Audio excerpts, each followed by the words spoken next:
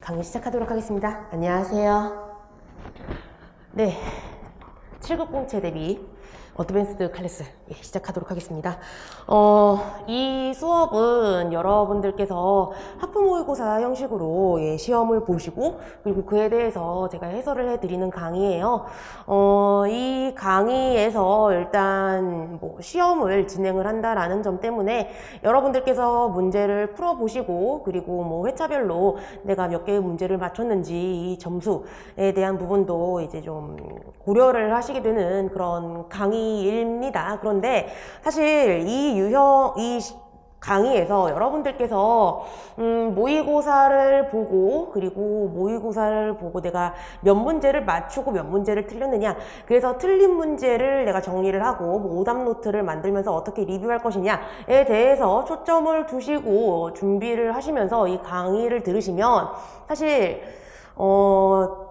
그냥 안 들으시는 게 나아요. 그렇게 들으실 거면 안 들으시는 게 낫고, 여러분들께서 모의고사를 보시면서 내가 어떠한 문제를 맞추고 틀렸느냐라는 것에 이제 초점을 두신다기보다는 이 해당 문제마다 제가 녹여낸 그동안의 기출문제의 출제 장치들, 여러 특징들이 있는데요. 그 특징들을 내가 시간을 재고 문제를 풀면서 바로바로 확인을 할 수 있었느냐라고 하는 것을 중점적으로 체크를 해 주셔야 됩니다. 자신 있게 말씀드릴 수 있는 건 제 모의고사 문제들은 그동안에 출제가 됐었던 5급 공채, 7급 공채, 그리고 민간 경력자 시험 문제에서 우리가 좀 유의미하게 봐야 되는, 꼭 살펴보고 넘어가야 되는, 숙지해야 되는 그러한 출제 장치들을 정말 열심히 녹여냈다라는 거거든요. 그렇기 때문에 난이도적인 측면에서는 조금 어렵다라고 느끼실 수도 있겠지만 출제 장치를 얼마나 녹여내고 그리고 그러한 부분을 기출문제와 얼마나 흡사하게 가져가려고 했느냐라고 하는 특징에서는 수험 적합도가 굉장히 높은 그런 모의고사 문제들이라고 생각을 합니다. 그렇기 때문에 여러분들께서 이 시험을 보시고 나서 리뷰를 하실 때 반드시 해설지에 적혀 있는 유사기출문제 문제 번호들이 있거든요. 그거 그냥 괜히 적어 놓은 게 아니에요. 여러분들께서 복습을 하시면서 해당 문제 번호들을 꼭 옆에다가 참고를 하시면서 비교를 하시고 이 문제, 유사기출문제에 있었던 출제 장치가 이러이러한 특징이 있었고 그리고 해당 모의고사 문제에서는 이러이러한 부분에서 내가 동일한 출제 장치를 볼 수 있었고 그리고 내가 시험을 보면서 해당 출제 장치를 잘 확인을 할 수 있었느냐라는 것을 꼭 확인을 해 주셔야 되는 거거든요. 그냥 페이지 수 늘려보겠다, 좀 뭔가 있어 보이겠다라는 생각으로 해설지를 제가 그렇게 만들어 놓은 것이 아닙니다. 그렇기 때문에 여러분들께서 복습을 하시면서 반드시 기출문제를 옆에다가 두시고 기출문제와 모의고사 문제를 비교를 하시고 그리고 출제장치들 내가 놓친 것이 있다면 어떠한 것을 놓쳤는지에 대해서 꼭 정리를 해 주셔야 돼요. 아시겠죠? 그리고 독해가 좀 힘들다라고 이제 생각을 하시는 분들이 계실 수 있습니다. 그런데 제 강의의 특징, 그리고 제가 1년간 시험을 이제 대비하는 강의를 진행을 하면서 저는 사실 이 지문이 이렇다 저렇다라고 하는 것을 굉장히 열심히 분석을 해드리지는 않아요. 지문 분석을 해봤자 사실 그렇게 크게 의미가 있지는 않습니다. 여러분들께서 모의고사를 보시면서 문제에서 접하셨던 지문들, 그리고 우리 기출문제에서 우리가 봤었던 지문들, 그 다음 해에 또는 올해 시험을 여러분들께서 보러 가셨을 때 시험장에서 해당 지문을 만날 가능성은 0에 가깝다라고 하기보다도 0에 가깝죠. 0에 가깝습니다. 아예 보지 못한다라고 하는 것은 아니에요. 제가 지문 소재라든지 내용, 선택지 이런 것들은 몇 번 적중을 한 적이 있기 때문에 아예 제로다라고 이제 말씀을 드릴 수는 없고 0에 가깝습니다. 아무튼 그렇기 때문에 여러분들께서 독해와 관련을 해서는 혼자 뭐 집중적으로, 그리고 뭐 속독 연습은 또 이제 꾸준히 해 주셔야 되고 그렇기 때문에 제가 어떻게 연습을 하셔야 되는지에 대해서는 이제 뭐 열심히 말씀을 드릴 거기는 하지만, 사실 뭐 이 지문이 이렇다 저렇다라고 하는 것을 제가 열심히 말씀을 드리는 것은 정말 의미가 없습니다. 의미가 없고, 그리고 수업에서 그런 말씀을 드리는 것이 굉장히 좀 생산성이 떨어지는, 예, 그러한 작업이라고 생각을 해요.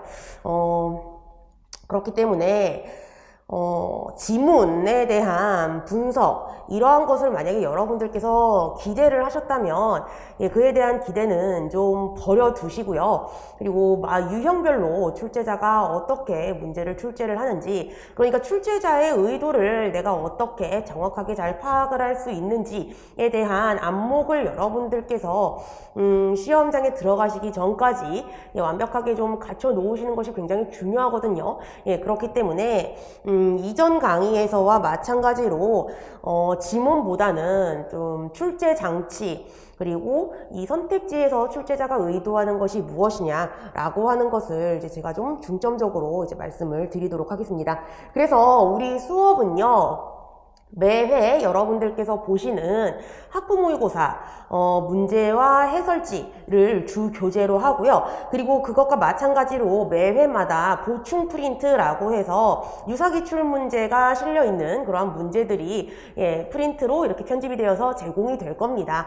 우선은 뭐 7급 공채에 출제가 됐었던 문제를 위주로 제가 여러분들께 유사기출 문제 보충 프린트를 제공해 드리면서 동일한 출제 장치가 사용이 되어 있는 그런 기출 문제들을 소개를 해드리면서 정리를 해드릴 거고요. 그리고 또 5급 공채나 민간 경력자 시험 문제 중에 난이도가 7급 공채와 조금 비슷하게 출제가 됐었던, 그리고 동일한 출제 장치가 사용이 됐었던 문제들도 있어요. 그래서 그런 문제들 제가 엄선을 해서 매회마다 유사기출 문제 보충 프린트로 같이 드릴 거거든요. 그래서 여러분들께서 복습을 하실 때에는 유사기출 문제 보충 프린트, 그리고 우리 모의고사 문제지, 그리고 해설지에 있는 그 유사기출 문제 번호, 이런 것들을 이제 잘 활용을 하시면서, 예, 복습을 하시는 것이 중요하다라고 말씀을 드리겠습니다. 네. 15문제를 우리가 하프 모의고사에서 진행을 해요. 그렇기 때문에 문제 배점은 그냥 한 문제당 4점씩으로 해서 만점은 60점으로 그렇게 세팅이 되어 있습니다. 오늘 1회차는 사전점검을 주제로 제가 여러분들께서 25문제 풀세팅 구성이 되어 있는 유형에서, 예, 그래도 좀 골고루 여러분들께서 문제를 살펴보실 수 있도록, 예, 그렇게 좀 구성을 해 보았고요. 그래서 오늘의 최고점은 60점 만점에 52점, 그리고 평균 점수는 60점 만점에 46.67점이다 라고 그렇게 보시면 되겠습니다. 네, 그렇습니다. 그래서 난이도적인 측면에서도 제가 너무 어려운 문제는 모의고사 문제로 출제를 하지 않으려고, 예, 좀 많이 노력을 했고요. 여러분들께서 그동안에 열심히 이제 공부도 해 나가셨고, 그렇기 때문에, 예, 오늘 최고점 그리고 평균 점수가, 예, 참 좋게 나온 것 같습니다. 네. 그래서 내가 오늘 점수가 뭐 40점 이상, 예, 또는 뭐 한 44점 이상 나왔다라고 한다면, 이 방향대로 내가 약한 부분, 예, 아직 부족한 부분을 좀 중점적으로 메꿀 수 있도록, 예, 그렇게 방향을 잡고 여러분들께서, 예, 계속 준비를 해 나가시면 될 것 같아요. 아시겠죠? 자, 그러면 1번 문제부터 살펴보도록 하겠습니다. 자, 1번 문제는 일치추론형 문제입니다. 일치추론형 문제, 뭐 지문을 읽고, 예, 선택지가 이 지문을 토대로 해서 부합하는지 아닌지를 이제 판단을 해야 된다라는 그러한 뭐 특징 때문에 지문 내가 열심히 잘 읽어야 된다라고 이제 생각을 하시면서 독해적인 부분에 굉장히 좀 중점을 두시고 여러분들께서 시험을 준비하시게 되는 경우가 많습니다. 수능의 경우에는 그게 먹혀요. 예, 수능은 대학에 입학을 해서 이제 새로운 학문기관에서 그리고 좀 더 수준이 높은 학문기관에서 내가 학문을 배우고 그것을 얼마나 잘 소화를 할 수 있느냐라는 것을 묻는 문제, 그런 것을 묻는 의도로 문제가 출제가 되기 때문에 여러분들께서 지문을 독해하는 어떻게 내가 독해를 잘 할 수 있느냐, 그리고 지문에서 어떠한 내용이 제시가 되고 있느냐 라는 것을 방향으로 두시고 지문 분석 그리고 독해력을 끌어올려 나가시는 그런 방향으로 시험을 준비를 하시면 점수가 올라요. 그런데 우리 직무적성 시험은 그렇게 준비를 해서는 점수가 오르지 않습니다. 점수가 오르지 않아요. 이 직무적성 시험이라고 하는 것은 우리 조직에 들어와서 업무를 정말 꼼꼼하게 잘 수행할 수 있는 사람, 그리고 우리 조직에 들어와서 업무를 수행하는 과정에서 여러 문제점이 발생할 수가 있는데 그런 문제 상황을 정확하게 잘 판단을 하고 효율적으로 효과적으로 잘 해결을 해낼 수 있는 능력이 갖춰져 있는 사람을 뽑고자 하는 것이 출제자의 의도이거든요. 그렇기 때문에 사실 지문을 열심히 분석을 해내는 수능을 준비할 때의 문제풀이 방식이 그렇게 잘 들어먹혀지지가 않습니다. 출제자가 선택지를 구성을 할 때의 의도, 방식도 수능과 굉장히 좀 차이가 나요. 그렇기 때문에 여러분들께서 이 일치추론형과 관련을 해서는 출제장치가 어떻게 제시가 되느냐와 관련해서 뭐 이 지문의 유형이 이렇다, 특징이 이렇다, 그래서 여러 개의 개념을 비교, 대조하면서 설명해 나가는 지문이다, 또는 주장형 지문이다 라는 식으로 여러분들께서 정리를 하시면 절대 안 됩니다. 선택지라고 하는 것에 출제자가 의도하는 그러한 내용이 담겨 있고 그걸 여러분들께서 꼼꼼하게 파악을 해 주셔야 돼요. 그렇기 때문에 많은 분들께서 이제 수능과 다르게 수능에서는 그래도 문단별 중심 내용 좀 정리하고 그러면서 세부적인 것까지 내가 그렇게 지문 읽으면서 신경을 쓰지는 않아도 점수가 잘 괜찮게 나왔는데, 그런데 이 PSAT라든지 또는 다른 직무적성 시험에서는 왜 이렇게 지엽적이고 세부적인 것을 물어가지고 참 나를 이렇게 고생시키는지 모르겠다 라고 느끼시게 되는 거거든요. 그렇기 때문에 출제자가 어떻게 선택지를 구성하는지에 대한 그런 기본적인 출제의 틀을 여러분들께서 꼭 파악을 해 두셔야 되고요. 그리고 동일한 문제 유형이라고 하더라도 난이도가 분명 다르게 설정이 되어 있는 문제들이 있습니다. 그러면 어떻게 문제를 출제를 했을 때, 출제자가 어떻게 선택지를 구성을 했을 때 이 문제의 난이도가 달라지느냐에 대한 것도 여러분들께서 꼭 체크를 해 두셔야 되거든요. 그래서 그런 부분들 제가 쫙 정리를 해서 이번 어드밴스드 클래스에서도 말씀을 다 드릴 거예요. 그래서 제가 말씀을 드리는 이 PSAT 시험이 배경 지식을 측정하는 시험이 아니기 때문에 여러분들께서 이 지문에 제시가 되어 있는 내용이 이렇다, 여기 이것과 관련해서 배경 지식은 우리가 이렇게 봐야 된다 라고 하면서 그러한 배경 지식적인 부분을 외우실 필요는 없습니다. 하지만 문제 특징 그리고 출제자의 의도를 우리가 어디서 파악할 수 있느냐, 이러한 출제 장치, 그러한 것들은 여러분들께서 꼭 숙지를 해 주셔야 돼요. 아시겠죠? 자, 그래서 일치추론형과 관련을 해서 일단 출제자가 문제를 어떻게 출제하는지에 대한 그런 기본적인 출제의 틀부터 말씀을 드리도록 하겠습니다. 발문이 이렇게 저렇게 제시가 된다, 지문이 이런 식으로 제시가 된다라고 하는 것은 의미가 없어요. 어차피 의미가 없고, 그렇기 때문에 출제자가 선택지를 어떻게 구성하느냐, 이 선택지 구성 방식에 대해서 여러분들께서 좀 체크를 해 두셔야 됩니다. 출제자는 일치추론형에서 선택지를 이제 출제를 하면서 크게 두 가지를 이제 방향으로 두고 이제 우리에게 의도를 가지고 선택지를 물어보거든요. 일단 하나는 정보 간의 관계라고 할 수가 있고요. 또 하나는 정보 간의 연결 이라고 얘기를 할 수가 있습니다. 그래서 해당 선택지에서 정보 간의 관계를 위주로 물어보게 되는 경우가 있고 정보 간의 연결이 제대로 잘 되어 있느냐라는 것을 물어보는 경우도 있고요. 그리고 요새 출제가 되는 그러한 최신 출제 경향을 좀 살펴보면 정보 간의 연결만을 묻는다라고 하기보다는 정보 간의 연결과 정보 간의 관계를 같이 신경을 쓰도록 출제자가 그렇게 선택지를 구성하고 있는 경우도 있습니다. 그렇기 때문에 일단 크게 두 가지 출제 구성 방식을 사용을 한다라고 여러분들께서 생각을 해주시면 돼요. 자, 그러면은 우리가 이 선택지가 정보 간의 관계 또는 정보 간의 연결을 나에게 묻고 있다라는 것을 어떻게 파악을 할 수가 있느냐, 이건 여러분들께서 기출 문제들을 계속 살펴보시다 보면은 사실 이 정보 간의 연결을 묻는 문제, 정보 간의 관계를 묻는 문제가 이런 거구나라는 것을 아실 수가 있습니다. 그렇다고 제가 여러분들이 많이 보면 아실 수 있으니까 자, 각자 여러분들이 많이 알아보세요 자, 라고 말씀을 드리는 건 아니에요. 예, 다 떠옮겨드립니다.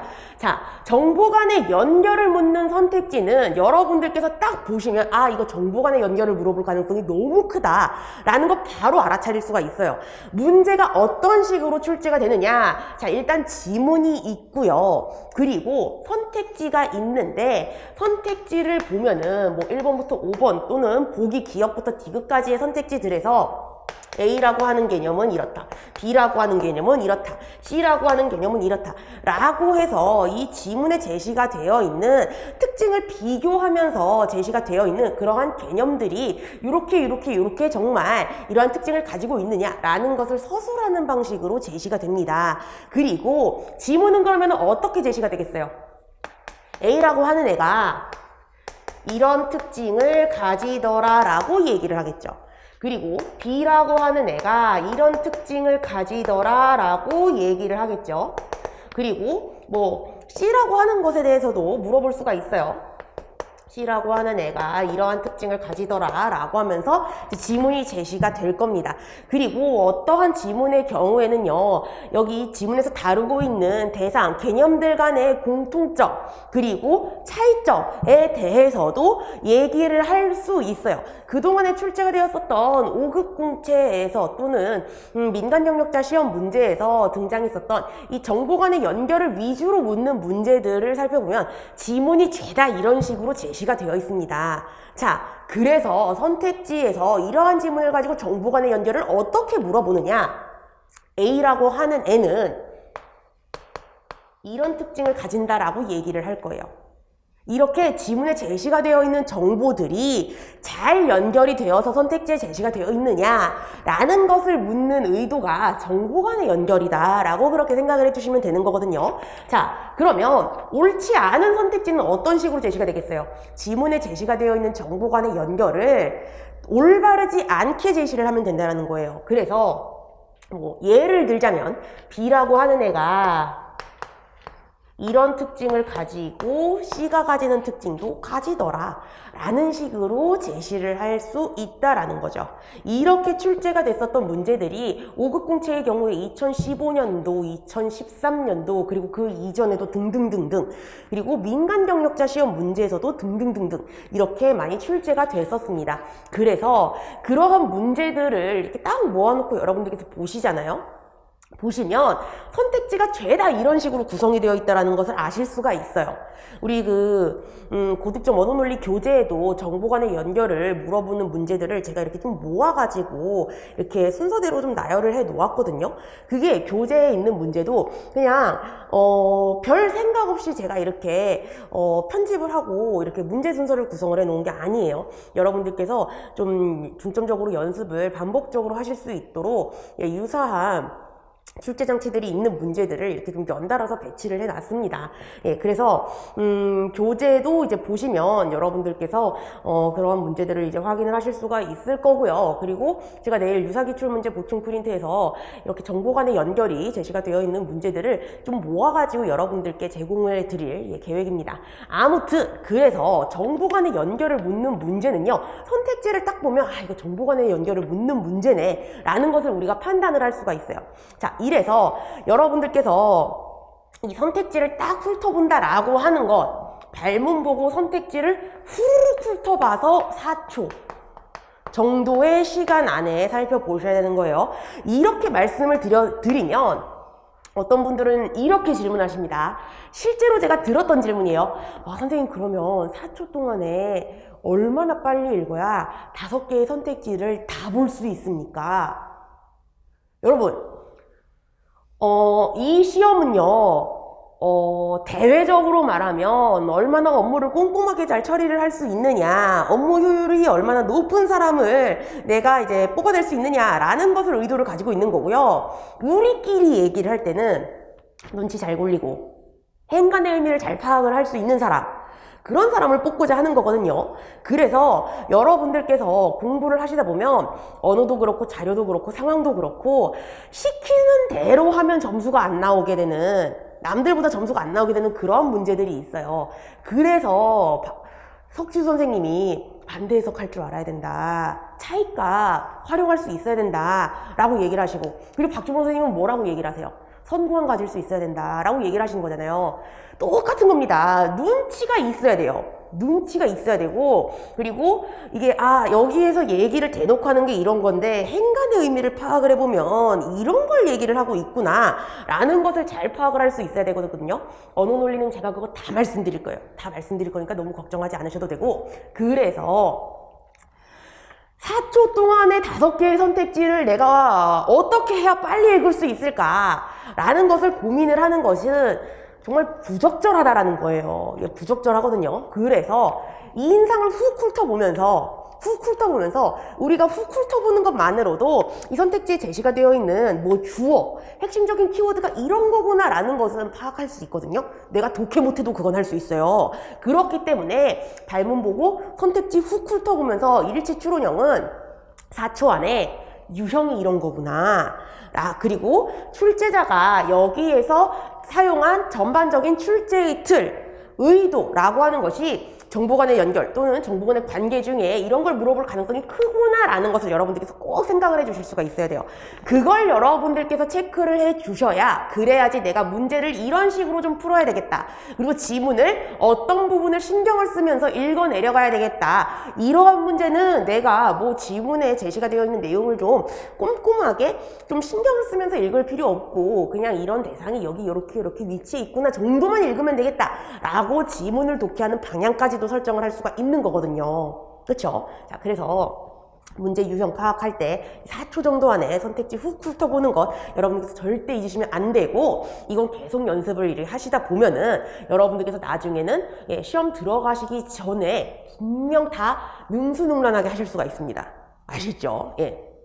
그동안엔 내가 이런 식으로 문제를 본 적이 없어서 아직 어색할 뿐이에요. 자, 그러면 정보 간의 관계를 물어보는 선택지는 어떠한 선택지들이냐? 이렇게 정보 간의 연결을 물어보는 애들은 굉장히 특징이 뚜렷하죠. 이러한 특징이 하나도 안 보이는 애들이 다 정보 간의 관계를 물어보는 것들이라고 생각을 하시면 됩니다. 그러니까 그냥 특징 없는, 별 특징 없는 일반적인 문장, 별 특징 없는 일반적인 문장들이 이렇게 제시가 되는 경우가 있어요. 자, 그러면 우리 한번 비교를 해봅시다. 우리 모의고사 오늘 보신 문제에서 1번 문제랑 2번 문제를 좀 살펴보도록 할게요. 1번이랑 2번 문제 선택지만 보세요. 그리고 한번 비교를 해봅시다. 한번 비교를 해보면, 그러면 1번 문제는 부여가 이랬느냐, 구구려가 이랬느냐, 어쩌고 저쩌고 이런 얘기가 나와 있어요. 그리고 2번 문제 옆으로 딱 넘어가 보면은 차이코프스키, 쇼팽, 리스트라고 하는 그러한 작곡가들, 유명한 옛날의 작곡가들 이름이 딱 보입니다. 내가 음악하고는 별로 그렇게 가깝고 클래식을 내가 뭐 그렇게 즐기지는 않아도 살면서 한 번 정도는 들어본 이름들이기 때문에 익숙해서 내 눈에 탁탁 띄거든요. 그러면 자, 지금 여기서 특징이 보이시죠? 1번 문제는 뭐 부여가 이렇더라, 구구려가 이렇더라 라고 하는 내용이, 그런 단어가 있기는 하지만 그래도 2번 문제의 선택지랑 비교를 했을 때 정말 평범한 축이에요. 정말 평범한 편이거든요. 그래서 1번 문제의 경우에는 별 특징이 없구나, 정보 간의 관계를 물어볼 가능성이 크구나 라고 여러분들께서 생각을 하시면 되고요. 2번 문제의 경우에는 뭘 지문에서 얘기를 하고 있을지는 모르겠지만 대략적으로 뭐 쇼팽, 차이코프스키, 그리고 또 뭐 리스트 이런 사람과 관련해서 이런저런 얘기가 언급이 될 가능성이 있구나라는 것을 우리가 알 수 있어요. 그러면 2번 문제의 경우에는 이거 내가 정보 간의 연결을 좀 신경을 써야 될 수 있겠다. 정보 간의 연결을 물어볼 가능성이 좀 높겠다라고 그렇게 여러분들께서 생각을 해 주셔야 된다는 거죠. 그렇죠? 제가 아무 생각 없이 그럼 뭐 이런 문제가 뭐 그냥 좀 난이도가 쉽고 뭐 이러니까 이렇게 배치를 해서 그냥 뭐 문제 출제해야지 라고 하는 게 아니에요. 모든 것엔 다 이유가 있어요. 모든 것엔 다 이유가 있습니다. 그래서 그런 의도를 가지고 1번, 2번 문제를 이렇게 배치를 했다라고 그렇게 여러분들께서 생각을 하시면 돼요. 자, 그러면 별 특징 없는 일반적인 문장이라고 해서 그냥 뭐 밑도 끝도 없이 아무 그냥 특징이 아예 없으면 정보 간의 관계를 묻는 건가? 근데 왜 관계라고 해? 라고 생각을 하실 수가 있어요. 여기에서 얘기하는 그냥 특징 없는 이라고 하는 것은 우리가 그냥 이렇게 훅 훑어봤을 때를 말씀을 드리는 거예요. 그래서 이렇게 훅 훑어봤는데 정보 간의 연결을 물어보는 것 같지 않은 그냥 평범한 이라는 것을 의미를 하는 거고요. 당연히 얘도 특징이 있습니다. 이 정보 간의 관계를 위주로 물어보는 이러한 선택지에서 출제자가 의도하고 있는 굉장히 뚜렷한 특징이 있어요. 그래서 그것도 여러분들께서 제가 말씀을 드릴 테니까 이걸 정리를 하시고 다 외워두셔야 되거든요. 이 정보라고 하는 것은 선택지 그리고 지문에 제시되어 있는 문장들이 이렇게 있잖아요. 그래서 그 문장에서 이 정도로 내가 내용을 좀 정리할 수 있구나 라고 볼 수 있는 그러한 단어들의 조합, 덩어리라고 그렇게 생각을 하시면 돼요. 그래서 주어, 서술어, 목적어 또는 보충해주는 말, 꾸며주는 말 그런 식으로 여러분들께서 덩어리를 잡으시면 되고요. 띄어쓰기가 되어 있는 것마다 다 이렇게 그냥 세세하게 정보 덩어리를 나누실 필요는 없습니다. 그건 너무 과도한 거예요. 어떠한 것이든지 간에 과도한 건 좋지 않습니다. 과도하게 행동을 하는 것은 좋지 않아요. 그렇기 때문에 여러분들께서 너무 세세하게 끊으시거나 아예 그냥 안 끊으시거나 이러시지만 않으시면 됩니다. 그래서 이렇게 지문에 제시가 되어 있는 어떠한 내용들에 대해서 좀 이렇게 작게 이렇게 최소 단위 정도로 이렇게 얘기를 해주는 그러한 것을 정보 단위, 정보 덩어리라고 그렇게 여러분들께서 생각을 해주시면 되는데요. 이 정보 간의 관계는 지문에 제시되어 있는 정보들 그리고 선택지에 제시가 되어 있는 정보들이 가지는 각각의 관계가 있어요. 그 관계가 정말 올바르게 지문과 비교를 했을 때 제대로 부합되게 그렇게 제시가 되어 있느냐라는 것을 묻는 것으로 여러분들께서 생각을 하시면 됩니다. 그래서 이렇게 구성이 되어 있는 이렇게 출제가 되는 선택지에서 그동안에 출제가 되었었던 수많은 기출문제들이 있잖아요. 그런 기출문제들에서 중점적으로 다뤄졌었던 정보 간의 관계는 이렇게 정리를 할 수가 있습니다. 원인과 결과,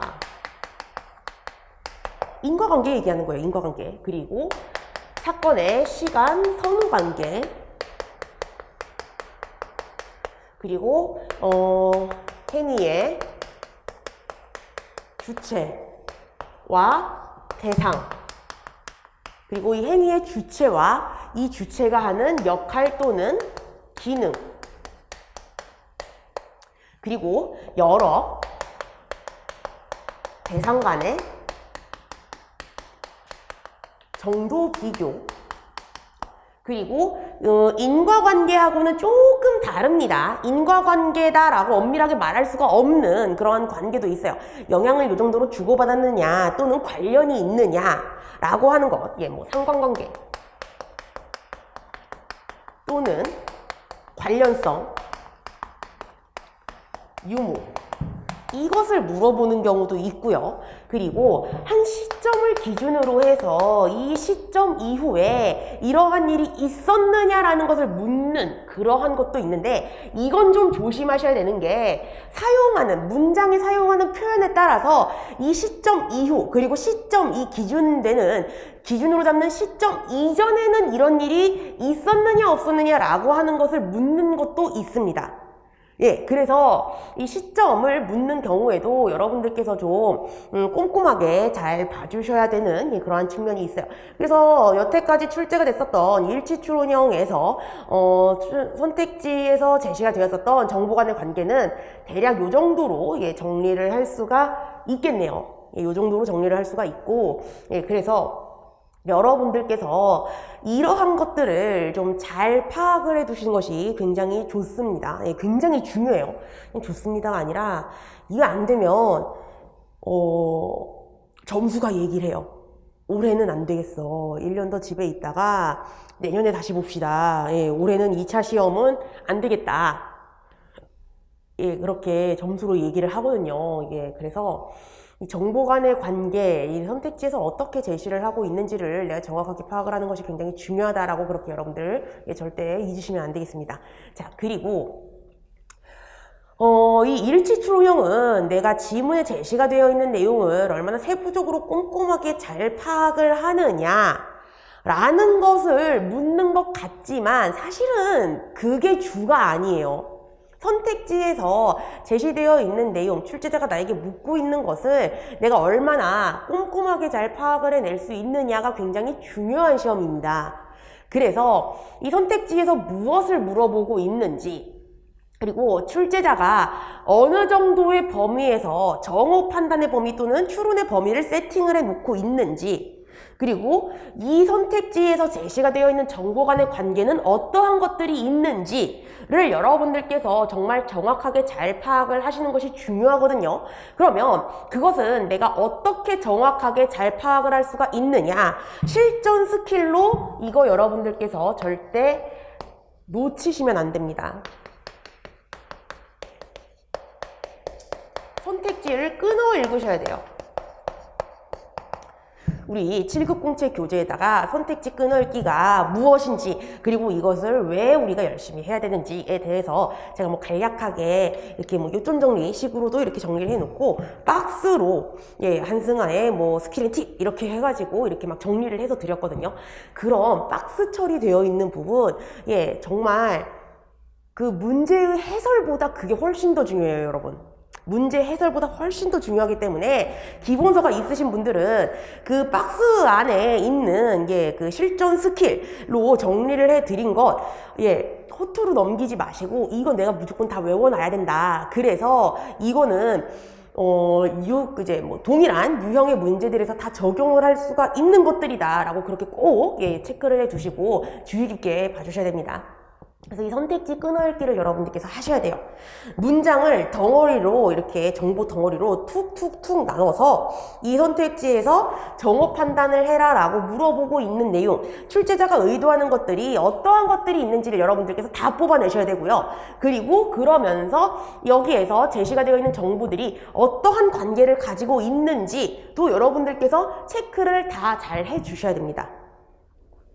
그래서 이 선택지 끊어읽기는 여러분들께서 제가 오픈 클래스 때도 말씀을 드렸지만, 나중에 시험장에 들어가셔서는 이 문장을 딱 보고 툭툭툭 끊어읽으면서 여기에서 물어보고자 하는 내용이 이런 거구나, 이런 거구나, 이런 거구나 라는 것이 다 떠오르실 수가 있어야 되고요. 이건 제가 예전에도 말씀드렸죠. 한 하루 이틀 정도만 여러분들께서 아침에 일어나서 밥 먹고 잠깐 이렇게 이렇게 꾸벅꾸벅 졸거나 아니면 커피를 한잔 하는 그러한 시간, 이러한 것들을 제외하고 아침에 일어나서 잠잘 때까지 한 이틀 정도, 길면 한 3일이에요.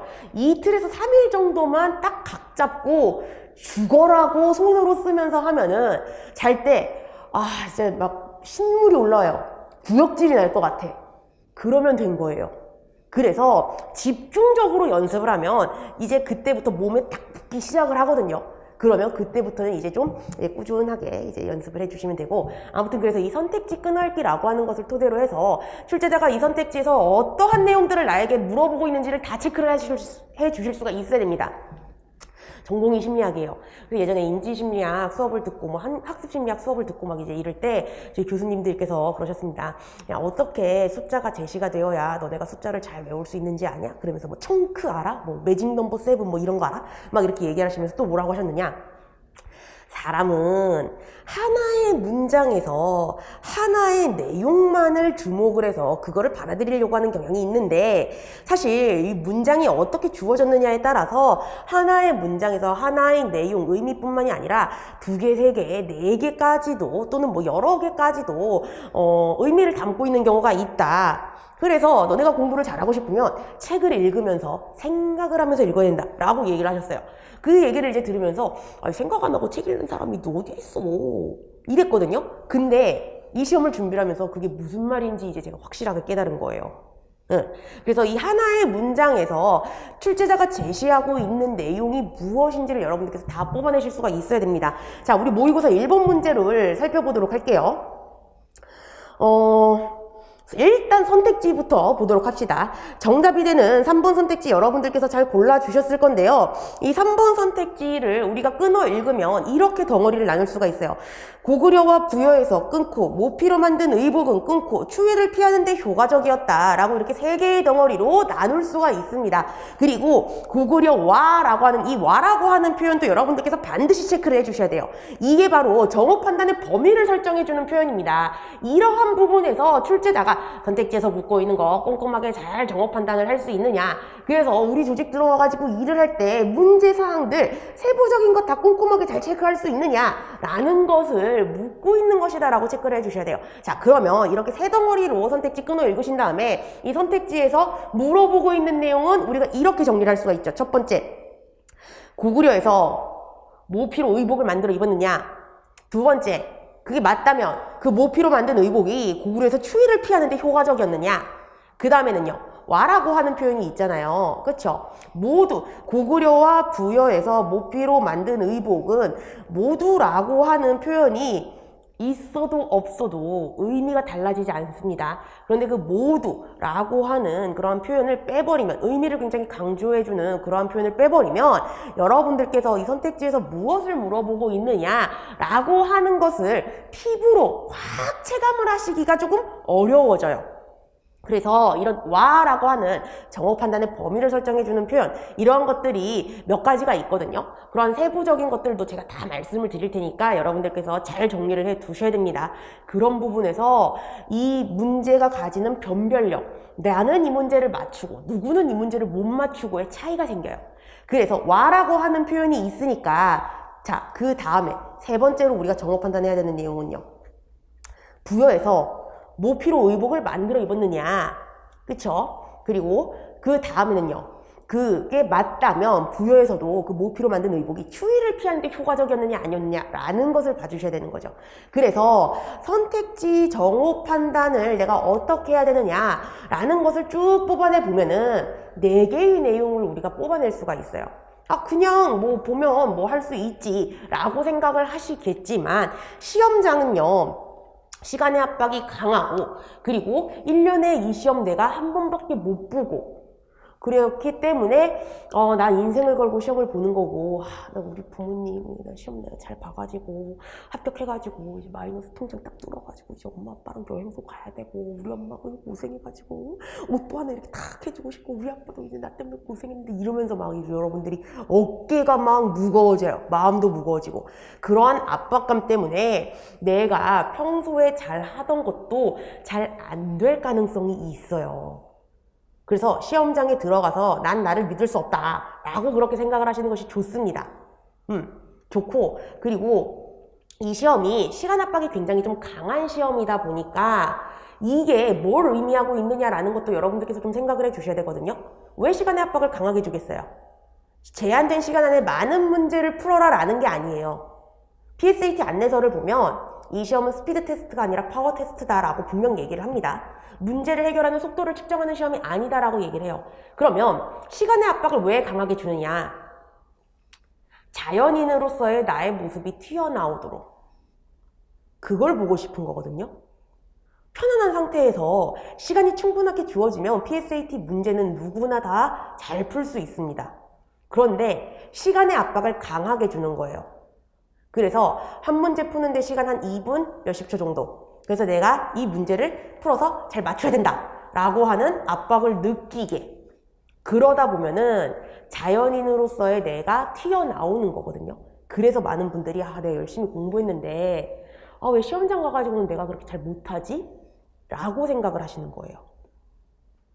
그리고 내가 아무리 열심히 공부를 해도 시험장에서 점수가 안 나와 라고 하시는 것도 어떻게 보면은 타당해요. 당연합니다. 우리는 태어날 때부터 공무원으로 태어나지 않았어요. 그죠? 공무원으로 태어나지 않았단 말이에요. 그러니까 그 조직에서 일을 하면서 어떠한 능력을 갖춘 사람을 좋아하는지 당연히 몰라요. 그리고 그게 당연히 몸에 안 배어 있다고요. 그래서 여러분들께서 제가 말씀드리는 내용들을 제가 말씀드리는 연습 방법으로 계속 연습을 하셔서 우리가 이제 올림픽에 나가서 이제 정말 내가 그동안 훈련했던 것을 아주 정확하게 오차 없이 잘 이제 수행을 해서 좋은 기록을 낼 수 있도록 하는 것처럼 여러분들께서 몸에 열심히 붙일 수 있도록 그렇게 연습을 하셔야 되고요. 그래서 시험장에 가서는 출제자를 속여야 되는 거예요. 저 원래 태어날 때부터 공무원의 그 마인드로 태어났는데요. 저는 공직을 위해서 태어난 본투비 공무원이거든요. 라는 것을 보여줘야 되는 거예요. 그래서 여러분들께서 이러한 출제 장치를 숙지를 하시고 열심히 연습을 하는 것이 중요하다는 겁니다. 아시겠죠? 그래서 별것 아닌 것 같은 이 선택지 끊어읽기 여러분들께서 열심히 해주셔야 돼요. 그리고 이거 열심히 하시면 여러분들 손댄 문제 거의 다 맞출 수 있어요.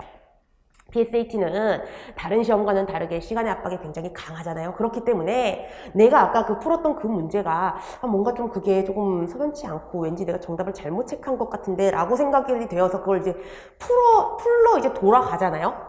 그러면 저는 그때부터 나는 불합격으로 가는 급행열차를 타는 티켓을 끊었다 라고 저는 그렇게 생각을 합니다.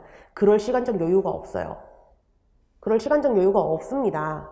굉장히 시간이 빡빡한 시험이에요. 내가 안 푼 문제도 이제 건드려가지고 이게 정답이 어떤 걸까? 그래서 내가 여기서 2.5점을 더 맞출 수 있을까? 받을 수 있을까라는 것을 고민해야 되는 시험이지 내가 아까 풀었던 시험을 다시 보러 가겠다. 그 시험 문제를 다시 보러 가겠다?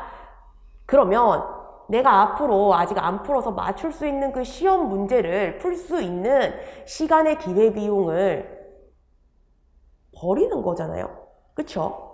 그러면 새로 2.5점을 받게 될 가능성 줄어듭니다. 현저하게 낮아져요. 그렇기 때문에 여러분들께서 손댄 문제를 거의 다 맞출 수 있도록 정답률을 끌어올리시는 것이 굉장히 중요하고요. 그게 될까? 됩니다. 제가 그거 하고 온 사람이에요. 2014년도에 시험장에서. 그리고 그 이후로도 저는 계속 하고 있어요.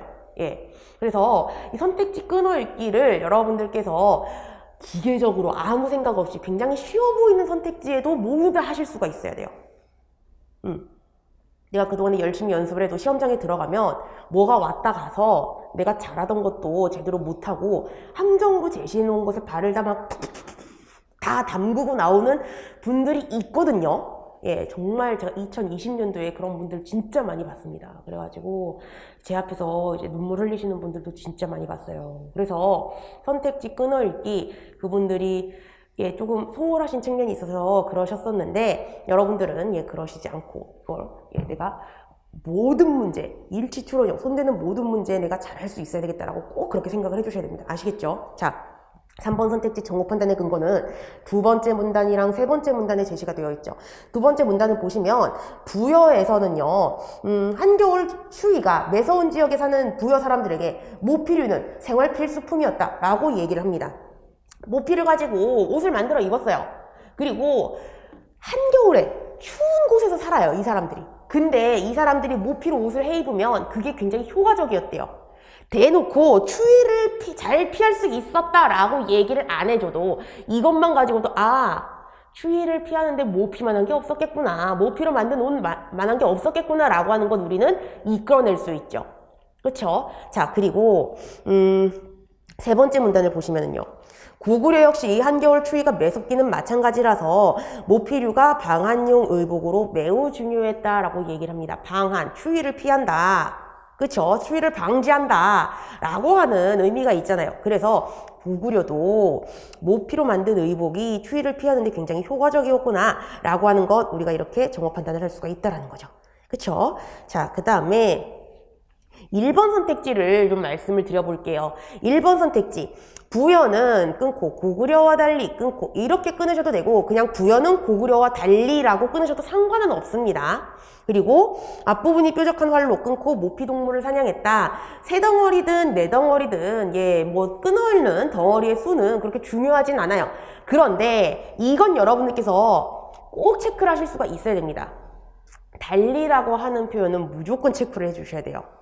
지금까지는 여러분들께서 정어 판단의 범위를 설정해주는 표현에 민감하게 반응을 하는 그러한 촉 또는 뭐 이런 스킬 이런 것들 아직 연습을 안 하셨을 수가 있어요. 그렇기 때문에 앞으로는 이제 여러분들께서 내가 연습을 통해서 이러한 세세한 표현에 아주 민감하게 반응을 해야 되겠다, 예민해져야 되겠다라는 것을 목표로 두시면 됩니다. 달리라고 하는 표현은 우리가 왜 체크를 해야 되느냐? 자, 일단 첫 번째, 이 선택지에서 우리가 정어 판단해야 되는 내용은요, 부여의 경우로 이렇게 뽑아낼 수가 있죠. 부여가 활로 모피동물을 사냥했느냐? 두 번째, 그 활이 앞부분이 뾰족했냐? 그리고 나서 달리라고 하는 표현은 언제 쓰느냐? 차이점, 두 대상 간의 차이점에 대해서 물어볼 때 쓰는 표현이거든요. 그러면 이 선택지에서 우리는요, 고구려가 앞부분이 뾰족한 활로 모피동물을 사냥하지 않았는지도 정어 판단을 해줘야 된다는 겁니다. 이 1번 선택지는 두 번째 문단이랑 마지막 문단에서 정어 판단의 근거를 확인을 하실 수가 있거든요. 두 번째 문단을 보시면 부여가 사냥을 통해서 모피동물을 적극 획득했다라고 이렇게 얘기가 되고 있습니다. 그쵸? 자, 그리고 마지막 문단을 이제 보시면 고구려에서 사람들이 모피를 얻기 위해 어떻게 동물을 활로 사냥을 했느냐와 관련을 해서 모피가 상한 부분이 있으면 값이 이제 크게 떨어지니까 앞이 뾰족한 화살로 이렇게 동물을 잡아서 모피에다가 그 가죽에 구멍을 뽕 뚫는 게 아니라 앞이 좀 이렇게 동글동글한 명적이 달린 활을 이용해서 동물을 잡았다라고 얘기를 해요. 그래서 고구려는 앞부분이 뾰족한 활이랑 화살을 가지고 동물을 잡지는 않았구나 라는 것은 알 수 있습니다. 그런데 부여는요, 알 수 없어요. 어떻게 어떠한 도구를 가지고 동물을 잡았느냐라고 하는 것을 지금 자세하게 얘기를 하고 있지는 않습니다. 활을 사냥을 통해서 모피동물을 적극 획득을 했고, 그리고 사냥을 권장하여 활을 잘 쏘는 자를 주몽이라고 특별히 우대했다 라는 건 얘기가 되어 있거든요. 그래서 그 사냥을 하면서 모피동물을 사냥을 하면서 활을 썼겠구나 라는 것까지는 우리가 추론해도 괜찮아요. 거기까지는 생각해도 안전한데, 그런데 어떠한 도구를 사용을 했느냐, 그 도구의 특징이 어떻게 되는지를 세세하게 우리가 볼 수 있는 근거는 없다라는 거죠. 그렇기 때문에 1번 선택지는 지문을 토대로 해서 부여와 관련된 내용은 알 수 없다라고 그렇게 보시는 것이 가장 정확합니다. 아시겠죠? 자, 그 다음에 이 정도 말씀을 드리면 될 것 같아요. 네. 5번 선택지도 좀 보도록 할게요. 5번 선택지. 자, 부여와 고구려는 끊고 모피 생산이 활발했기 때문에 끊고 다른 나라로 모피를 수출하였다라고 얘기를 하고 있습니다. 세 덩어리로 이렇게 끊어 읽으시고 와라고 하는 정어 판단의 범위를 설정해주는 표현은 여러분 꼭 체크해 주셔야 되고요. 그리고 그래서 이 선택지에서 부여가 모피 생산이 활발했느냐, 부여가 다른 나라로 모피를 수출했느냐, 그리고 다른 나라로 모피를 부여가 수출했던 원인이 모피 생산이 활발했다라는 것이냐, 이 정보 간의 관계, 원인과 결과라고 하는 정보 간의 관계도 여러분들께서 체크를 해주실 수가 있어야 돼요. 우리 유사기출문제 보충 프린트 1번을 보시면은요, 2020년도에 출제했었던 7급 모의평가 문제가 있습니다. 그 1번 문제를 보시면 우선 2번 선택지 있죠. 2번 선택지. 조소왕은 끊고 대한민국 임시정부의 요청을 받아들여 라고 되어 있죠. 그래서 여기까지 또 끊으신 다음에 이 여라고 하는 표현 여러분들께서 잘 체크해 주셔야 돼요. 보통 원인과 결과를 나타내주는 표현과 관련을 해서 뭐 이러한 결과가 발생했다, 결과적으로 이렇게 됐다 라든지, 아니면 우리 방금 봤었던 모의고사 문제의 5번 선택지처럼 때문에 라고 하는 표현, 또는 뭐 무엇으로 인해서 라고 하는 표현을 여러분들께서 이러면은 뭐 원인과 결과 물어보는 거지 라고 잘 체크를 하십니다. 자, 그런데 이 여라고 하는 표현이나 어라고 하는 어미가 언제 붙느냐, 이게 왜 붙느냐라고 하는 것도 여러분들께서 생각을 해 주셔야 돼요. 자, 이 우리 유사기출 문제 1번 문제에서요, 요청을 받아들여 라고 하는 표현은 요청을 받아들였다, 그리하여 라고 하는 이 두 개의 표현이 합쳐지면서 어미가 여로 바뀐 거거든요. 그리하여 라고 하는 이 표현이 붙지 않는 다른 앞의 표현은 원인이고, 그리고 결과가 이렇다라는 것을 얘기를 할 때 쓰는 표현이잖아요. 그렇기 때문에 그리하여 라고 하는 표현이 붙어서, 그래서 요청을 받아들여 라고 그렇게 어미가 바뀌었다. 그래서 이 선택지는 원인과 결과라는 것을 판단할 수 있게끔 우리가 볼 수 있는 그런 표현을 대놓고 주지는 않았지만 원인과 결과를 정보 간의 관계로 묻고 있는 것이다 라고 그렇게 여러분들께서 체크를 해 주실 수가 있어야 된다는 거죠. 그쵸? 네. 그렇습니다. 네. 이 정도 말씀을 드리면 될 것 같아요. 자, 이제 2번 문제, 모의고사 2번 문제로 넘어가도록 하겠습니다. 지문 읽어보시면, 여러 클래식 작곡가들의 연애 이야기에 대해서 얘기를 하고 있어요. 그래서 첫 번째 문단은 쇼팽, 두 번째 문단은 리스트, 세 번째 문단은 차이콥스키와 관련된 내용이 이렇게 제시가 되고 있고, 그래서 여러분들께서 지문을 읽어 내려가시면서 이 지문의 내용을 정리하시는 데 있어서 그렇게 크게 어려움은 없으셨을 겁니다. 그렇죠? 선택지를 보시면 아까 말씀드렸던 것처럼 리스트, 쇼팽, 차이콥스키와 관련된 그러한 내용이 정말 지문에 제시가 된 것처럼 이렇게 제시가 되어 있느냐라고 하는 것을 출제자가 묻고 있고, 그렇기 때문에 이 2번 모의고사 2번 문제의 선택지는 정보 간의 연결을 물어볼 가능성이 굉장히 크구나 라고 하는 것을 우리가 이제 체크를 할 수가 있어요. 자, 그러면 지문을 읽어 내려가면서 이 지문에 제시가 되어 있는 굉장히 핵심적인 키워드들이 있을 건데, 그 핵심적인 키워드들이 어디에 위치해 있느냐 라고 하는 것들, 그리고 그것의 특징이 이렇구나 저렇구나 라고 하는 것을 내가 그냥 머릿속으로 잘 정리를 하면서 그냥 그 정도만 파악을 하면서 읽어야 되겠다 라고 생각을 하셔야 되는 거예요. 여러분들께서 이 일치 추론형, 특히 언어 논리 독해 문제와 관련을 해서 좀 세부적인 것들을 지문에서 이제 제시가 되고 있는 세부적인 것들을 선택지에서 묻고 있는 경우가 굉장히 많고, 그래서 내가 이 지문의 내용을 모두 다 머릿속에 담은 다음에 이것을 선택지를 정보 판단을 할 때까지 아래로 끌고 와가지고 선택지 정보 판단을 잘 할 수 있어야 되겠는데 라고 생각을 하시잖아요. 그래서 점수가 안 나오는 거예요. 그건 독해가 아니라 암기력이잖아요.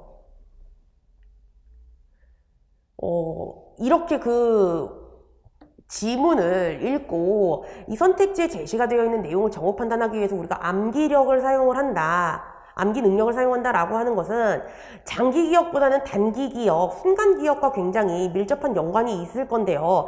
지문에 제시가 되어 있는 이 글자, 길게는 1200자 정도, 짧게는 한 700~800자에서 길게는 1200자 정도의 이 내용들, 그리고 세부적인 그런 세세한 정보들까지 모두 다 내가 단기 기억으로 저장을 하는 것은 그냥 평범한 우리들은 불가능에 가깝다고 여러분들 생각을 해 주시는 것이 그냥 낫습니다. 그래서 지문을 읽으면서 모든 세세한 내용을 내가 다 머릿속에 담아야 되겠다라고 생각을 할 필요가 없어요. 그냥 이런 내용이 있구나, 이런 내용이 있구나, 이런 내용이 있구나 정도로만 여러분들께서 받아들이시면 되는 겁니다. 어차피 선택지 정보 판단할 때 정보 판단의 근거가 되는 지문 다시 볼 거 아니에요. 확실하게 확인 사살을 해야 되니까. 그쵸? 자, 이 문제도 여러분들 뭐 그렇게 해결하시는 데 있어서 크게 무리는 없으셨을 거다라고 생각이 되고요. 정답이 되는 5번 선택지를 보면은요. 차이콥스키는 폰 메크에게 끊고 교향곡 4번을 직접 만나 전달하지 않았다 이렇게 끊으셔도 되고, 차이콥스키는 끊고 폰 메크에게 교향곡 4번을 끊고 직접 만나 전달하지 않았다 라고 그렇게 끊으셔도 되고, 상관은 없습니다. 상관은 없어요. 자, 차이콥스키가 교향곡 4번을 만들었느냐, 그리고 그 교향곡 4번을 폰 메크에게 전달을 했느냐, 그리고 그게 맞다면 직접 만나 전달했느냐, 아니면은 누군가를 통해서 전달했느냐, 아니면 아예 그냥 전달을 안 했느냐. 예, 그렇게 이제 여러분들께서 정보 판단을 해주시면 된다라는 거죠. 그쵸? 차이코프스키에 대해서 얘기하고 있는 것은 마지막 문단뿐입니다. 그렇기 때문에 첫 번째 문단, 두 번째 문단까지 내가 정보 판단의 근거를 찾겠다고 여러분들께서 뒤지실 필요 없어요. 마지막 문단의 내용만 확인을 하시면 되겠죠. 폰 메크 부인이 부유한 미망인이었고, 그리고 이 사람들은 단 한 번도 만난 적이 없었다. 그런데 차이코프스키의 대표작으로 꼽히는 그 교향곡 4번이 폰 메크에게 처음으로 헌정한 곡입니다. 이 둘은 만난 적 없어요. 단 한 번도. 그런데 이 사람에게 곡을 헌정을 했다라는 거죠. 직접 만나 전달하지 않았다. 지금 직접 전달하였다라고 하는 표현을 안 쓰고 직접 만나 전달하지 않았다라고 이제 쓴 것은 정말 얼굴을 대면하고 만난 적이 있느냐라는 것도 여러분들께서 좀 중요하게 정보 판단을 해주셨으면 좋겠다라는 의도로 제가 이렇게 선택지를 넣은 거거든요. 자, 대놓고 뭐 얘기가 되어 있지는 않습니다. 이 선택지의 내용이 대놓고 직접적으로 명확하게 언급이 되어 있지 않기 때문에, 그래서 이거 알 수 없는 건데요. 정보 판단의 근거가 명확하지 않아서 이건 좀 이렇게 생각하기에 무리가 있는데요 라는 이의 제기가 실제로 있었습니다. 그런데 발문 보세요. 알 수 있는 것을 물어보는 거죠. 이 표현은 출제자가 일치 추론형의 의도를 가지고 이제 정보 판단을 하도록 요구하는 선택지와 추론 여부를 잘 판단을 할 수 있도록 하는 선택지를 같이 혼재해서 제시를 할 때 많이 씁니다. 예, 그렇기 때문에 이 지문에서 명확하게 직접적으로 대놓고 정보 판단의 근거를 주지 않아도 이 둘이 직접 만난 적이 없다. 그런데 이 곡을 이 사람에게 헌정을 했다 라고 하는 것을 토대로 해서 직접 만나서 전달한 것은 아니구나 라는 것 충분히 판단을 할 수가 있고요. 그렇기 때문에 이 5번 선택지가 알 수 있는 것이다 라고 그렇게 보시면 된다라는 거죠. 그렇죠? 네. 그렇습니다. 4번 선택지를 보도록 할게요. 4번 선택지. 자, 상드의 폐병을 호전시키기 위해 끊고 함께 떠난 마요르카 섬에서 끊고 쇼팽은 빗방울 전주곡을 작곡했다라고 얘기를 합니다. 자, 쇼팽과 상드가 마요르카 섬으로 함께 떠났는지, 예, 그걸 보셔야 되겠고요. 그리고 그 마요르카 섬에서 쇼팽이 빗방울 전주곡을 작곡했는지, 그리고 상드가 폐병에 걸렸는지, 그리고 마요르카 섬으로 이 둘이 함께 떠난 목적이 상드의 폐병을 호전시키기 위한 것인지도 여러분들께서 봐주셔야 되겠죠. 그래서 이 선택지에서는 우리가 좀 중점적으로 체크할 수 있는 정보 간의 관계가 목적과 수단이다 라는 것을 알 수가 있습니다. 자, 지문을 쭉 읽어보시면 쇼팽에 대해서 얘기하고 있는 첫 번째 문단에서요, 폐병에 걸린 사람 누구라고 얘기를 했나요? 쇼팽이다 라고 얘기를 하고 있습니다. 지문에 제시가 되어 있는 정보의 연결이 지금 제대로 제시가 되어 있지 않아요. 그렇죠? 예. 그렇기 때문에 이 4번 선택지를 가지고 이제 여러분들께서 정보 간의 연결도 이렇게 확인을 하실 수가 있겠고요. 네. 예. 그 정도 말씀을 드리면 될 것 같습니다. 네. 이제 3번 문제로 넘어가 보도록 할게요. 그래서 잠깐 3번 문제로 넘어가기 전에 이 문제랑 같이 보시면 되는 우리 보충 프린트에 있는 유사기출 문제는 2번 문제입니다. 2번 20년 7급 모의평가 2번 문제를 여러분들께서 같이 보시면 돼요. 네.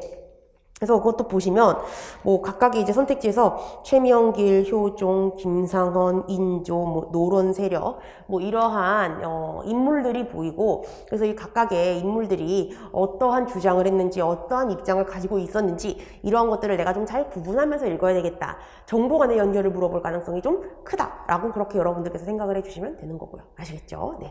3번 문제로 넘어가도록 하겠습니다. 자, 3번 문제 유형은요, 핵심 주장 논지 중심 내용 도출하기 유형입니다. 여러분들께서 이러한 유형은 좀 잘 해결을 하시는 편이에요. 일단 첫 번째, 독해의 부담감이 일치 추론형보다는 이 핵심 주장 논지 중심 내용 도출하기 유형이 조금 낮은 편입니다. 예, 그렇기 때문에 여러분들께서 이 문제 유형을 좀 잘 해결을 하시는 측면이 있어요. 그러면은 우리가 왜 독해의 부담감을 낮추느냐, 우리가 이 문제 유형에서 왜 독해의 부담감을 좀 덜 갖느냐라는 것도 생각을 해봐야 되겠죠. 이 문제를 해결할 때의 사고 과정을 우리가 생각을 해보면, 그리고 지문을 읽어 내려가면서 우리가 정보를 어떤 식으로 처리하느냐, 그 프로세스 과정을 생각해보면 거기에 답이 있거든요. 핵심 논지라고 하는 것은 지문 전체의 중심 내용을 얘기를 하는 거예요. 그쵸? 그럼 나는 이것을 뽑아내기 위해서 각 문단의 중심 내용이 무엇인지를 체크를 하면서 읽어 내려가죠. 이 말은 무슨 말이냐? 일치 추론형 지문을 해결을 하기 위해서 지문을 읽어 내려가는 것처럼 세세하게 세부적인 정보를 파악하겠다고 내가 온갖 내용에다가 이렇게 주의를 기울이지 않아도 괜찮다라는 거예요. 그리고 이러한 문제 풀이 방식, 이 지문 독해 방식은 내가 좀 독해력이 빈약하다라고 느끼시는 경우, 또는 뭐 수능 문제를 이제 우리가 잘 보기 위해서 그동안에 이제 공부를 했었던 방식, 지문을 읽고 문단별 중심 내용을 정리를 하고, 그리고 그걸 토대로 해서 이것들을 다 포괄해 줄 수 있는 그러한 문장, 지문 전체의 중심 내용을 뽑아내는 연습, 이것들을 여러분들께서 예전에 하신 적이 있으시기 때문이에요. 그렇기 때문에 이 핵심 주장 논지 중심 내용 도출하기 유형은 크게 이러한 두 가지 측면에서 여러분들께서 일치 추론형이랑 좀 비교를 했을 때 좀 수월하게 풀 수 있다라고 이제 생각을 하시게 되는데요. 근데 그럼에도 불구하고 선택지를 처리를 하시는 과정에서 일치 추론형이랑 동일하게 처리를 하시게 되는 경우가 있습니다. 그래서 이 문제가 정답률이 낮게 나오시게 되는 거예요. 일치 추론형이랑 지문을 읽을 때의 방식 다르고 출제자가 원하는 의도도 다릅니다. 그러면 선택지를 출제자가 구성하는 방식도 달라져요. 그렇기 때문에 이 말은 결국에는 일치 추론형의 선택지를 정오 판단을 할 때처럼 이 문제 유형의 선택지도 정오 판단을 하시면 안 된다라는 거죠. 핵심 논지, 중심 내용, 지문 전체의 중심 내용이다 라고 하는 것은 지문에 제시가 되어 있는 문단별 중심 내용을 모두 포괄할 수가 있어야 되는 거잖아요. 그쵸? 자, 그래서 여러분들께서 선택지, 정답이 되는 선택지는 그렇게 골라내시면 되고, 오답인 선택지를 출제자가 어떻게 제시를 하느냐라고 하는 것도 체크를 해주실 수가 있어야 돼요. 지문의 내용과 일치하는, 하지만 지문의 전체의 내용을 포괄하지 못하면서 세부적이고 지엽적인 내용과만 일치하는 선택지를 오답인 선택지로 제시하는 경우가 굉장히 많습니다. PSAT 기출문제에서 그런 식으로 출제된 특징이 있는 문제가 있어요. 그래서 그 문제는 제가 오늘 보충 프린트에다가 가지고 오지는 않았지만 내일 여러분들이랑 같이 공부할 문제들과 관련을 해서 제가 보충 프린트로 수록을 해가지고 가지고 올 계획입니다. 그래서 절대로 지문에 제시가 되어 있는 내용이랑 선택지의 내용을 비교를 하면서 이게 선택지에 제시가 되어 있는 내용이랑 일치한다, 일치하지 않는다 라는 것을 판단하는 방식으로 문제 해결을 하시면 절대 안 돼요. 지문을 읽어 내려가면서 문단별 중심 내용 체크하시고, 그리고 그것들을 모두 포괄할 수 있는 지문 전체의 중심 내용을 이제 뽑아내셔야 되는 겁니다. 그쵸? 자, 그러면 우리 이 모의고사 문제의 지문을 살펴보면서 문단별 중심 내용을 살펴보도록 할게요. 이런 경우 아니고서는 제가 지문 분석을 그렇게 크게 해드리지는 않아요. 자, 첫 번째 문단. 잊혀질 권리는 이런 겁니다. 라고 하면서 잊혀질 권리의 정의에 대해서 얘기를 합니다. 자, 이 잊혀질 권리는 이것의 개념은 이렇다, 정의는 이렇다 라고 하는 표현이 없어도 이러한 개념이란 이러한 것을 의미한다 라는 표현이 나오면 이거는 이 해당 개념의 정의에 대해서 설명해주는 표현이다 라는 것을 여러분들 절대 놓치시면 안 돼요. 아시겠죠? 그래서 잊혀질 권리의 정의에 대해서 이 첫 번째 문단 첫 번째 문장이 얘기하고 있다 라고 얘기를 하고 있습니다. 자, 그래서 잊혀질 권리가 당연히 인정되고 그리고 법 제도적으로 수용이 되어야 할 그러한 측면에 대해서 두 번째 문장에서 이제 얘기를 하고 있어요.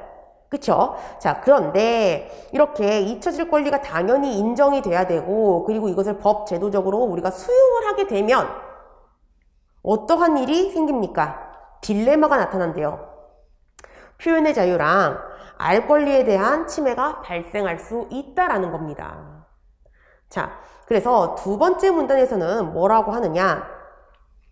현재 국내에서는 인터넷을 통해서 일반에게 공개된 정보로서 사생활 침해, 명예훼손 등이 인정이 되는 경우에 그 피해 당사자가 해당 글을 열람금지 처리하도록 요구할 수 있는 그런 임시조치 제도가 운영이 되고 있대요. 그런데 이러한 제도는 정치인 등이 이를 남용할 그런 문제점을 안고 있다 라고 이제 얘기를 합니다. 자, 그러면서 이제 이 부분이 중요하죠. 이러한 상황에서 잊혀질 권리가 법제화되는 경우에는 기존 제도와 충돌하는 문제 발생하고 표현의 자유 그리고 알 권리를 더욱 침해하는 상황을 유발할 수 있다라고 얘기를 해요. 그래서 이 두 번째 문단에서 중심 내용이다, 핵심적인 내용이다 라고 우리가 봐야 되는 것이 바로 이 중간에 있는 이 내용이다, 이 문장이다 라고 그렇게 체크해 주셔야 됩니다. 지문 읽어 내려가시면서 문단의 첫 번째 문장이랑 마지막 문장이 지문의 중심 내용이랑 굉장히 관련이 깊으니까 그래서 내가 첫 번째 문장이랑 마지막 문장만 열심히 읽어야지라고 생각하시면 절대 안 돼요. 아시겠죠? 예, 그렇게 생각하시면 절대 안 됩니다. 자, 그리고 또 이제 보시면 이런 잊혀질 권리는 또 다른 검열의 수단이 될 수도 있다라고 마지막 문장에서 얘기를 하죠. 예, 이렇게 이 두 번째 문단의 중심 내용 정리를 할 수가 있어요. 이제 마지막 문단을 보시면은요. 우리 과거와 관련을 해서 이런 흑역사 이런 것들이 남이 알지 않았으면 좋겠다라고 이제 그렇게 생각을 하는 것도 어찌 보면은 그럴 수 있는데 그런데 이 과거의 사실도 우리 역사의 한 부분이다 라고 이제 얘기를 하죠.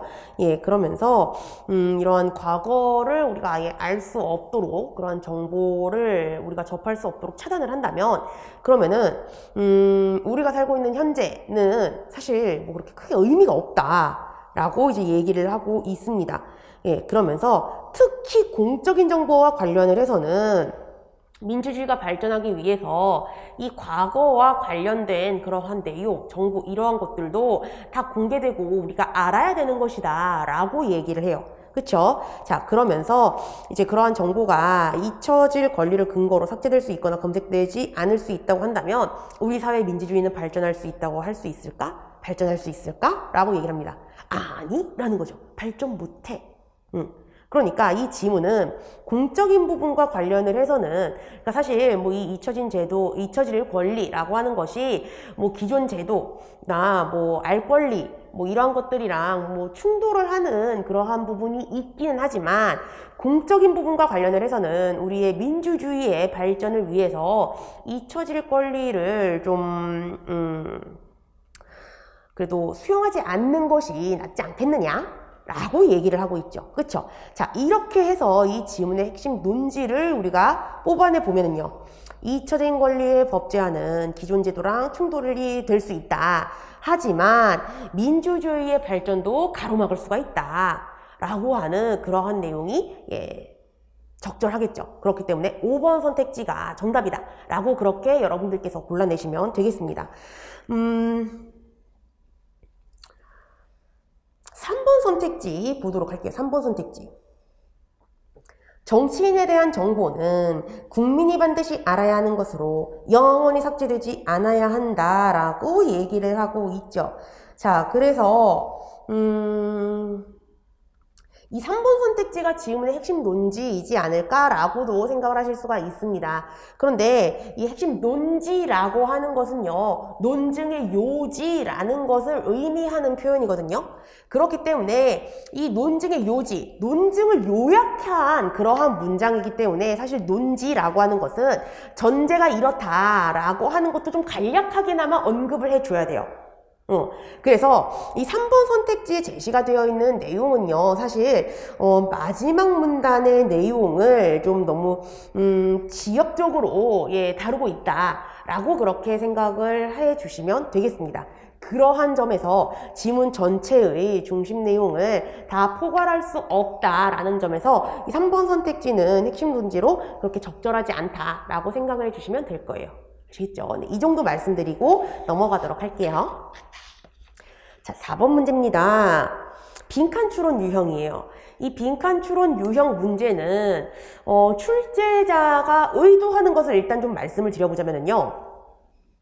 핵심 추정 문제 중심 내용 도출하기는 이 지문을 읽고 이 지문에 제시되어 있는 전반적인 그러한 내용, 대략적인 내용을 잘 파악을 할 수 있느냐라는 것을 묻는다면 이 빈칸 추론 유형의 경우에는요.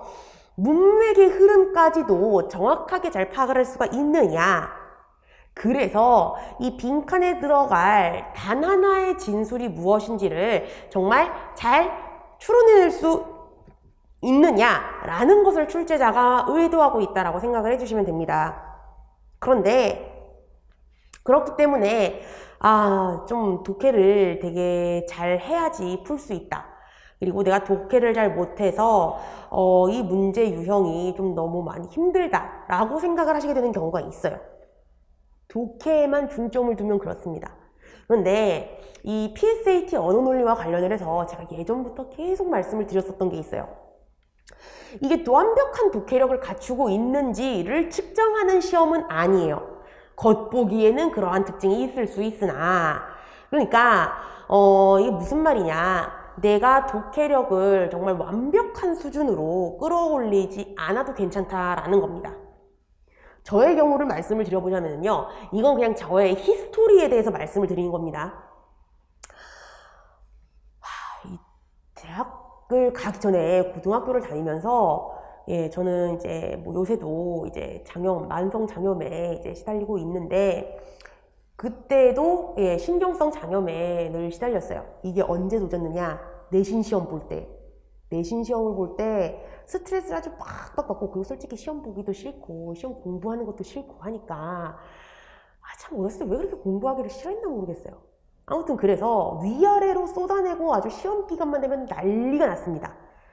그래서 내신 시험을 보는 것도 이제 너무 힘들었고, 그리고 이제 뭐 저기 시골에서 농어촌 지역이라고 얘기를 하기까지는 조금 이제 그렇지만, 그래도 뭐 논도 있고 밭도 있고 과수원도 있고 뭐 산도 있고 바다도 있고 그래요. 아무튼 이제 그 뚝지만한 이제 동네에서 이제 고등학교 다니고 그러면서 그 학교 선생님들에 대한 불만이 굉장히 컸어요. 철밥통들. 그리고 그 어린 마음에 참 좀 싸가지도 없었던 것 같아요. 나보다 똑똑하진 않은 것 같은데 지금 저렇게 교사를 하고 있네. 나도 교사를 할 수 있지 않을까, 이런 생각도 했고, 참 그때는 그랬습니다. 아무튼 그래서 학교 공부가 너무 재미가 없는 거예요. 너무 재미도 없고, 여기서는 내가 뭘 배울 수가 없다. 그냥 문제집만 읽어주고 있는데 내가 여기서 뭘 이렇게 공부를 하냐. 잤어요, 학교에서. 그리고 밤에 독서실이랑 학원에서 아주 열심히 공부를 했죠. 네. 그리고 그러다 보니 내신은 엉망진창이고, 그래서 나는 수능 한 방을 노려야 되겠다. 그리고 혹시 모르니 요새는 뭐 이제 대학 가면서 뭐 논술도 이제 좀 많이 보고 그러잖아. 그러면서 논술을 이제 준비를 했어요. 과외를 이제 받으면서 이제 논술 준비도 하고 그랬었는데, 그래서 제가 학교에서 책을 진짜 많이 읽었거든요. 책도 엄청 많이 읽고, 그리고 옆구리에 항상 신문을 끼고 다녔어요. 그래서 이제 저희 담임 선생님한테 부탁을 드려서, 선생님 뭐 이런 예 조선일보 뭐 동아일보 뭐 이런 거 하나 예 좀 구독해 주세요 이렇게 해가지고 부탁드리고, 그리고 저는 뭐 이 신문 뭐 중앙일보 뭐 그때 한겨레 봤구나, 한겨레 이렇게 딱 이제 옆구리 끼고 다니고, 야 너는 뭐 너도 뭐 나랑 같이 신문 볼래? 이러면서 뭐 너는 뭐 경향일보를 볼래? 나 한겨레 시켰어 이러고, 뭐 누구한테는 너 중앙일보 볼래? 이러면서 해가지고 친구들끼리 신문을 매일 온갖 종류의 신문, 스포츠 신문 빼고는 다 돌려봤어요. 거의 다 이제 신문을 보고 이제 책을 읽고 그랬었거든요.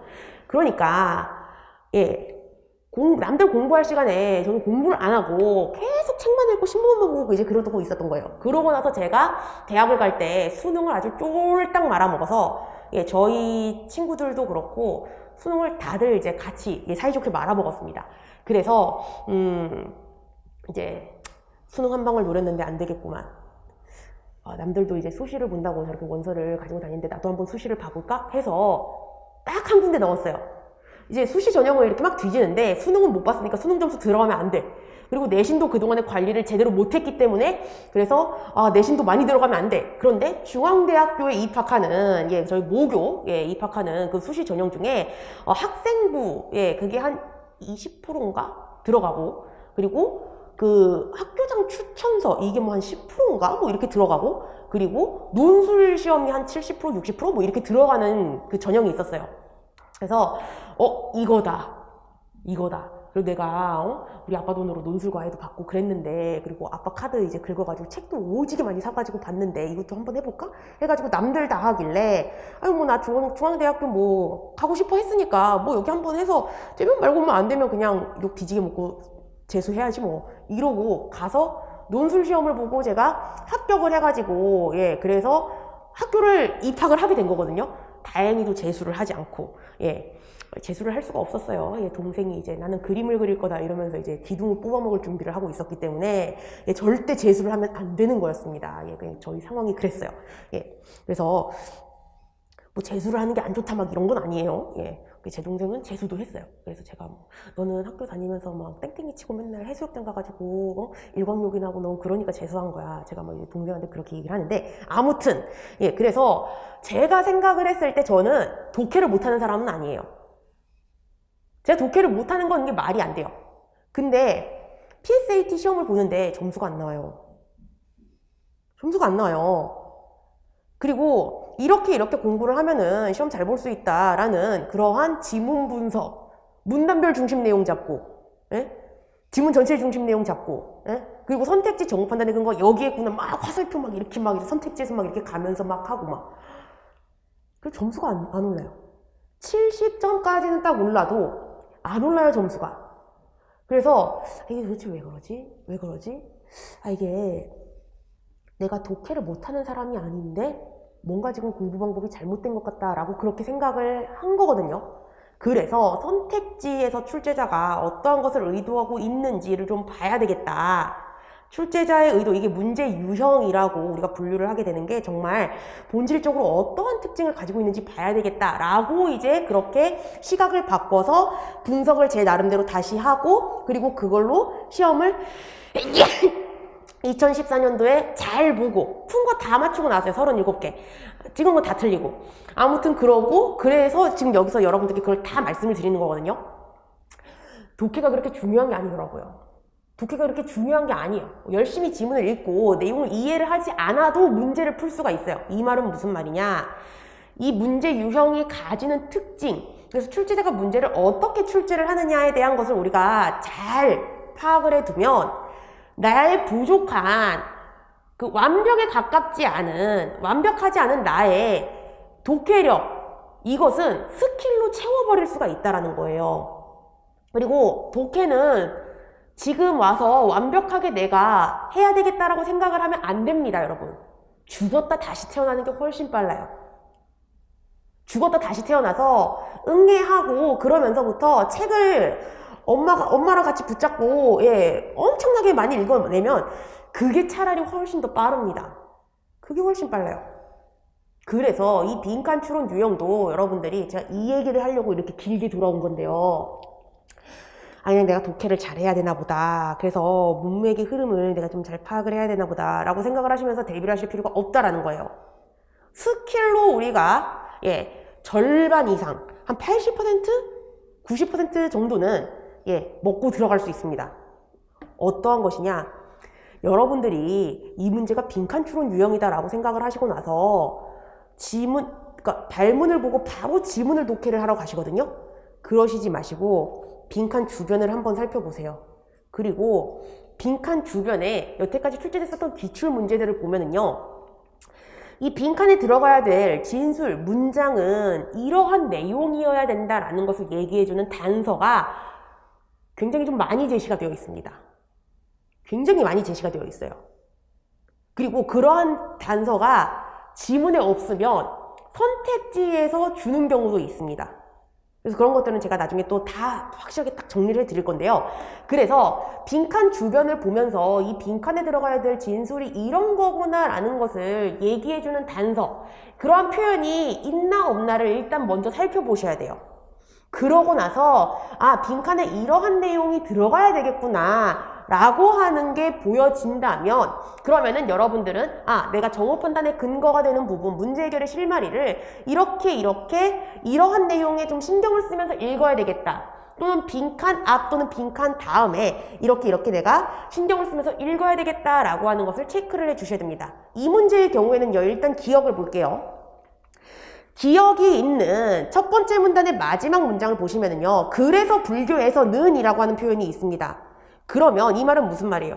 불교에서 이런 특징이 있다. 그래서 이것들을 정리를 하면 이렇게 결론을 뽑아낼 수 있다는 거거든요.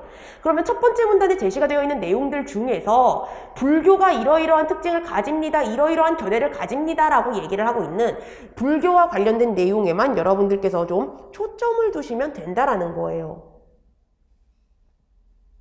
다른 것에 대해서는 그렇게 크게 우리가 중요하게 보지 않아도 된다라는 겁니다.